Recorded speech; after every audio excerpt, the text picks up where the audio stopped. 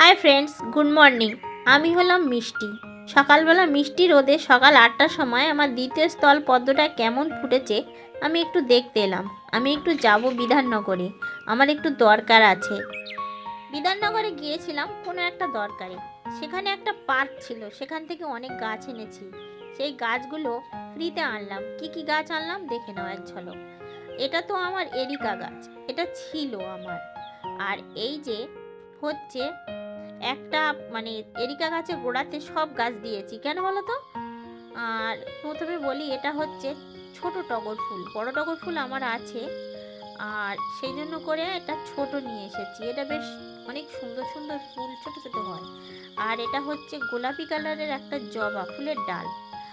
আর তার সঙ্গে আছে এটা একটা সুন্দর বাহারি পাতা, আমার খুব ভালো লাগছিল, সেটাও নিয়েছি। আর এটা হচ্ছে একটা ছোট্ট ছোট্ট লাল ফুল, কি ফুল আমার জানা নেই, তোমাদের জানা থাকলে একটু বলে দিও। তো এটাও নিয়ে এসেছি। ওই কয়েকটা গাছ এনে আমি এরিকা গাছের গোড়ায় এই জন্য দিয়েছি। আর এটা আমার পাশের একটা ছোট্ট একটা উঠান, সেখানে এরিকা গাছ আছে, এই জন্য ছাদে দিয়েছি। ওপরে ছাদে দিলে এরা আর গাছ হবে না, মানে রোদে পুড়ে যাবে বলতে আর কি। আর নিচে এরিকা গাছের গোড়াতে থাকলে সবসময় একটু পানি পড়বে আর একটু ছায়া থাকবে। এরা বেশ, যদি আল্লাহ চায় তো এদের গোড়া থেকে শিকড় হবে, কিন্তু উপরে দিলে মোটে হবে না। যেহেতু এটা বর্ষাকাল নয়, এটা হচ্ছে নভেম্বর মাস।